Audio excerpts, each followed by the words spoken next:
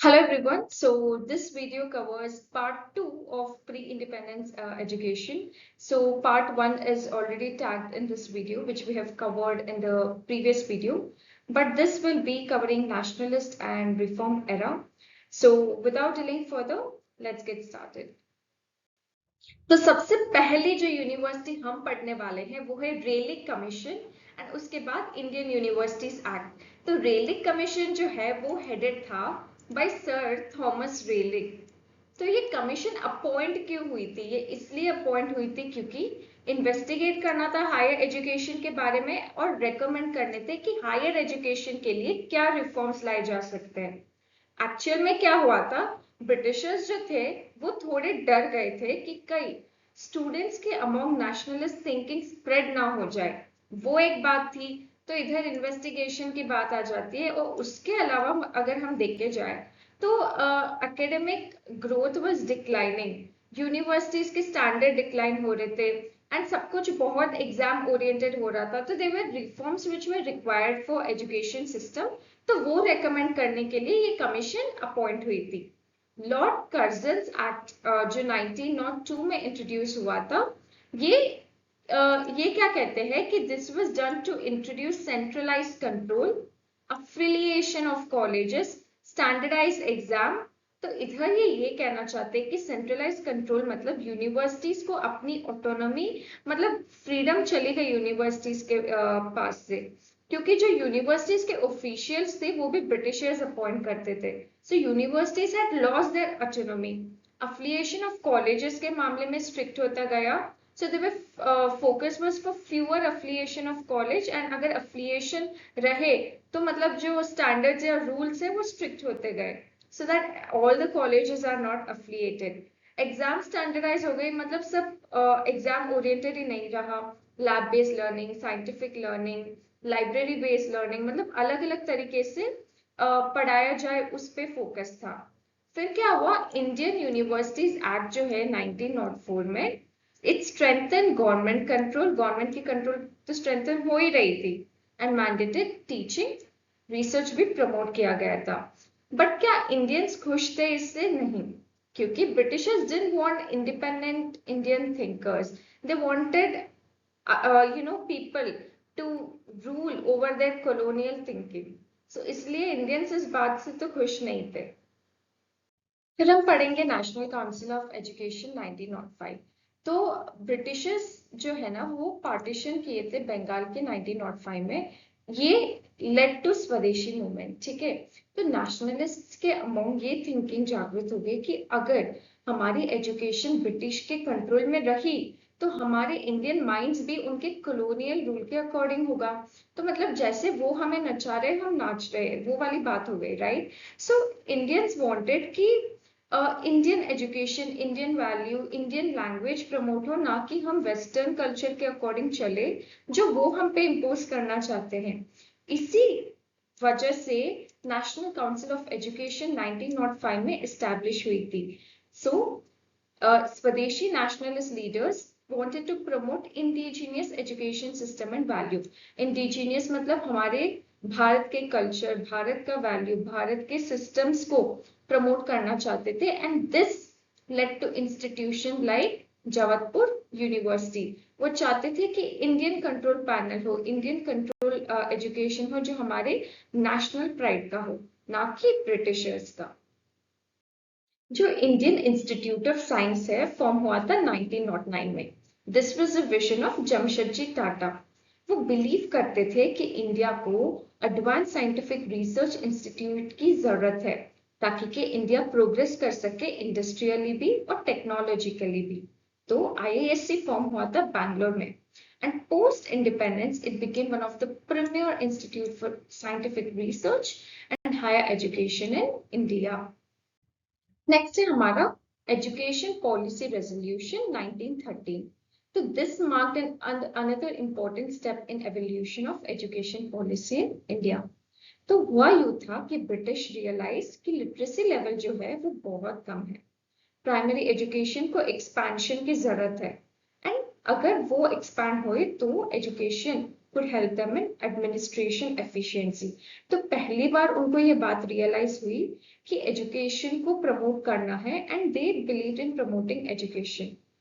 But ऐसा नहीं था कि एजुकेशन वाज फ्री या कुछ, but they took the responsibility of expansion of primary education. Next आता है हमारा Banaras Hindu university which was established in 1916. This was established by Pandit Madan Mohan Malviya. So इधर ये कंसेप्ट था कि मॉडर्न एजुकेशन को हिंदू वैल्यूज के साथ ब्लेंड किया जाए, हिंदू ट्रेडिशंस के साथ ब्लेंड किया जाए. ये एक सिंबल था सेल्फ रिलायंस का एजुकेशन सिस्टम में और कल्चरल प्रिजर्वेशन का. तो just like national council of education ही इनके भी एम्स थे. ठीक है, मालवीय वांटेड कि एक इंस्टीट्यूशन हो जो मॉडर्न साइंटिफिक एजुकेशन को कंबाइन करे with Indian culture, Hindu philosophy and Indian pride. So ये नेशनल प्राइड ही सेल्फ रिलायंस इन एजुकेशन का मतलब की टर्मिनोलॉजी है. ठीक है, तो अभी हम क्विकली जो 5 एजुकेशन रिफॉर्म्स पढ़े हैं उसे रिवाइज कर लेते हैं. तो सबसे पहले हमने किसके बारे में पढ़ा था? 1902 Raleigh commission and Indian universities act. इनका क्या एम था? कि सेंट्रलाइज कंट्रोल हो, कॉलेज के अफिलिएशंस कम हो, एग्जाम स्टैंडर्डाइज हो जाए.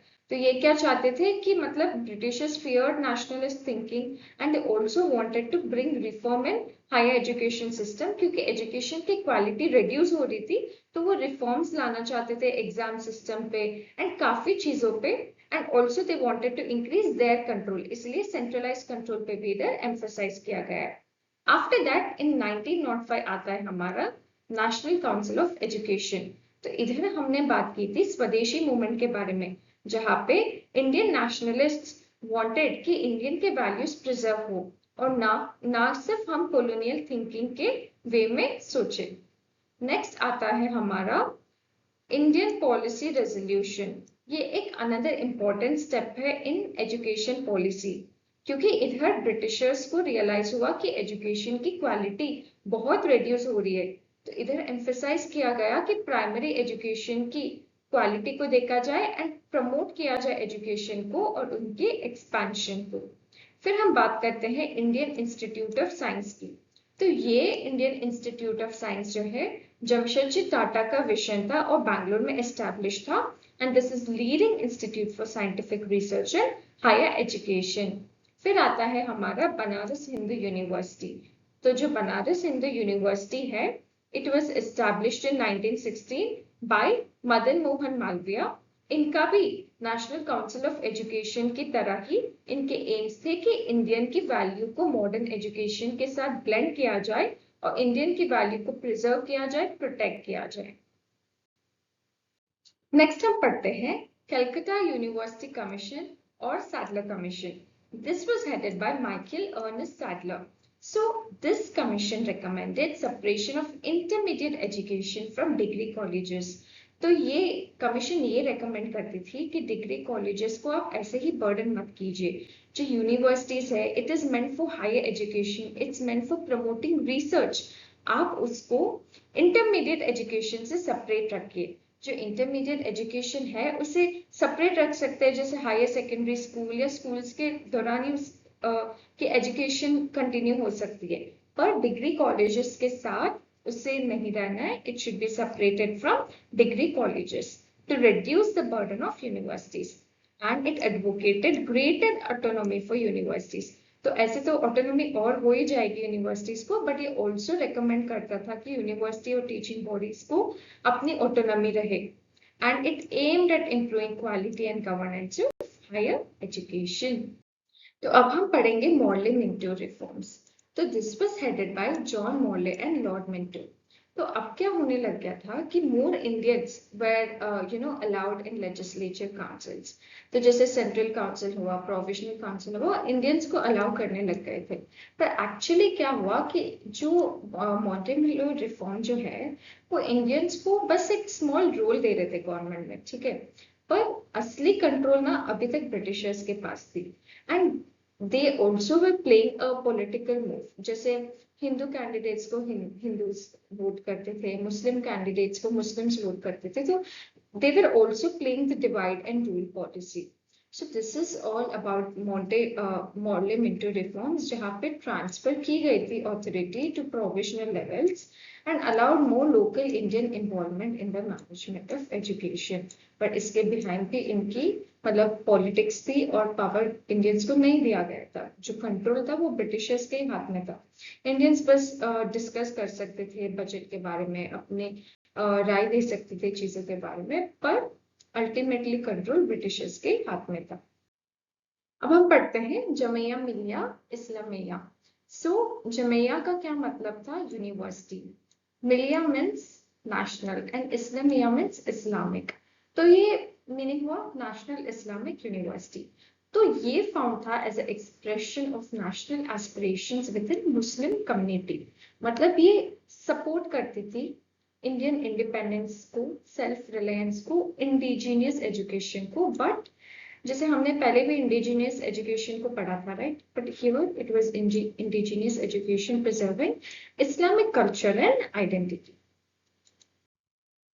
Precursor to 10+2+3 system.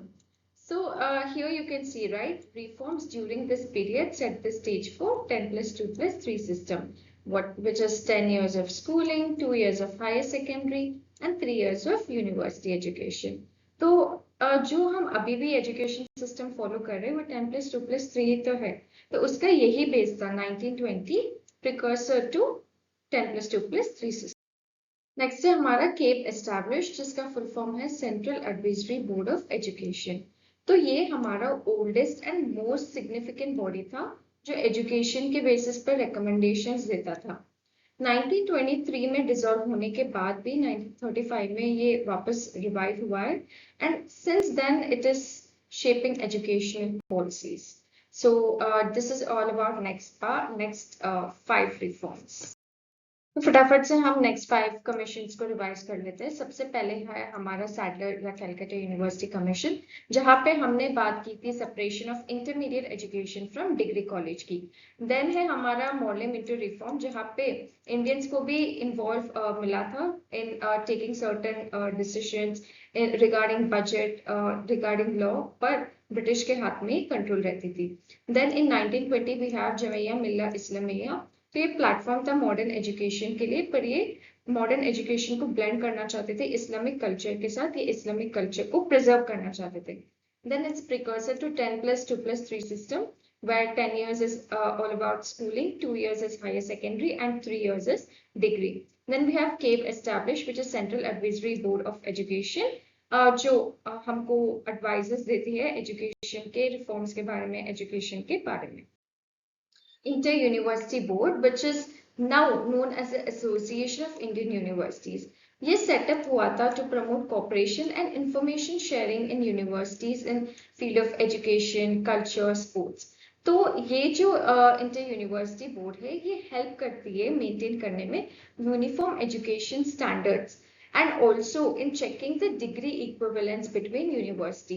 तो मतलब यूनिवर्सिटीज के बीच में डिग्री की इक्विवेलेंस चेक करने में, यूनिफॉर्म एजुकेशन स्टैंडर्ड्स चेक करने में, एंड ऑल्सो ये इंफॉर्मेशन शेयरिंग प्रमोट करती है, चाहे एजुकेशन के फील्ड में हो, कल्चर के फील्ड में हो, स्पोर्ट्स के फील्ड में हो।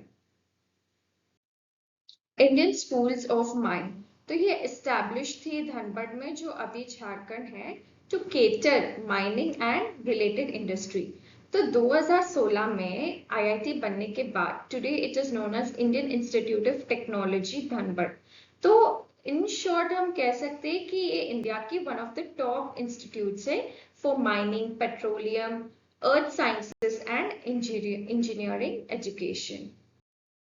हरतॉग commission, so Hartog commission was headed by sir Philip Hartog, ठीक है। सो ये एड्रेस कर रही थी या ये फोकस कर रही थी on enhancing quality education in India and it address concerns over educational expansion. तो इधर ये कहना चाहते हैं कि जो हरतॉग कमीशन है वो फोकस करती थी प्राइमरी एजुकेशन की क्वालिटी पे, and it also raise concern की मतलब क्वालिटी पे फोकस करना मुश्किल हो रहा है then expansion, expansion is still easier, ठीक है। तो ये कह रहे थे कि आप एफिशिएंसी पे ध्यान दो rather than ओवर एक्सपेंशन। कि इवन इन हायर एजुकेशन वगैरह में ओवर एक्सपेंशन की जगह पहले प्राइमरी एजुकेशन पे फोकस करो और क्वालिटी पे ध्यान दो. Sapro committee, it focused on addressing unemployment and it reflected the growing need to align education with employment opportunities. Government of India act. So ये एक्ट क्या कहती है कि जो रिस्पॉन्सिबिलिटी ऑफ एजुकेशन है वो ट्रांसफर हो गई थी टू प्रोविजनल गवर्नमेंट्स. तो this allowed localisational management and more focus on education. So let's quickly revise. 1925 में आता है हमारा इंटर यूनिवर्सिटी बोर्ड जो बात करता है cooperation and information sharing among universities. Then in 1926 we have Indian Schools of Mine, which is speaking about catering to mining and related industries. And this is Indian Institute of Technology, which is a leading institute for engineering education. Then in 1929 we have Hartog Commission enhancing quality standards of education. तो ये बात करता है कि quality पे ध्यान दिया जाए over expansion. Then Sapru committee ये फोकस कर रहा था कि अनएम्प्लॉयमेंट को एड्रेस किया जाए through vocational training. Then in 1935 we have government of India act जो रिस्पॉन्सिबिलिटी ऑफ एजुकेशन ट्रांसफर कर रहे थे प्रोविजनल गवर्नमेंट्स. So, अब हम पढ़ते हैं अबाउट वुड रिपोर्ट. सो 1937 का जो अबाउट वुड रिपोर्ट है वो ये रेकमेंड करता है कि इंग्लिश मीडियम ऑफ इंस्ट्रक्शन होनी चाहिए यूनिवर्सिटी लेवल पे. तो अगेन इट्स शोइंग कि ब्रिटिश की एजुकेशनल पॉलिसी पे इन्फ्लुएंस है क्योंकि इधर भी ये रेकमेंड क्या कर रहे हैं कि यूनिवर्सिटी लेवल पे इंग्लिश होनी चाहिए क्या मीडियम ऑफ इंस्ट्रक्शन. नेक्स्ट है हमारा वर्धा स्कीम 1937. सो वर्धा स्कीम जिसे हम नई तालीम या फिर बेसिक एजुकेशन भी बोलते हैं ये बेस्ड है on recommendation of Mahatma Gandhi. तो this emphasised on practical and work based education developing character and social service along with intellectual skills. तो ये जो वर्धा स्कीम ऑफ एजुकेशन है वो क्या मानता था कि प्रोडक्टिव वर्क होने चाहिए, प्रोडक्टिव मैनुअल वर्क होने चाहिए. हो सकता है जैसे स्पिनिंग हो, वीविंग हो, एग्रीकल्चर हो, क्राफ्ट हो. तो ये सब पे ये एम्फसाइज करता था कि वर्क बेस्ड एजुकेशन होनी चाहिए. इससे क्या होता है कैरेक्टर भी डेवलप होता है, सोशल सर्विस भी डेवलप होती है along with your intellectual skills. Surgeon report 1944. सो जो सर्जन रिपोर्ट है 1944 का जिसे ऑफिशियली हम central advisory board of education कहते हैं, ये aimed at comprehensive reforms to establish India's first national education system post World War II. तो इधर इनका ये कहना था कि it recommended कि free and compulsory education हो for 6 to 14 years के children along with expansion कि on secondary education हुआ, technical education हुआ, vocational education हुआ. तो इन सब में expansion करने की emphasis थी. तो ये ऑफन ऐसे माना जाता है कि ये एक डिटेल्ड ब्लूप्रिंट है of India's modern education system before independence. So 1944 to 45 UGC established. Sargent report recommend किए थे creation of UGC for higher education oversight and model after UK's UGC with a full time chairman and educationist members. University Grant Commission 1945 initially managed key central universities. तो UGC जो है वो setup हुई थी to coordinate, determine and to maintain standards of university education in India and even universities को funding करने के बारे में. So all this was taken care by UGC.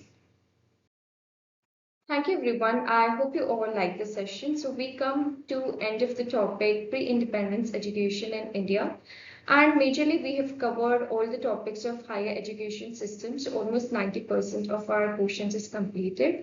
We have few more points left like value-based education system like oriental education, conventional, non-conventional education, few other points which we will be covering in upcoming video. So until then, stay tuned and keep revising. Have a good day. See you all.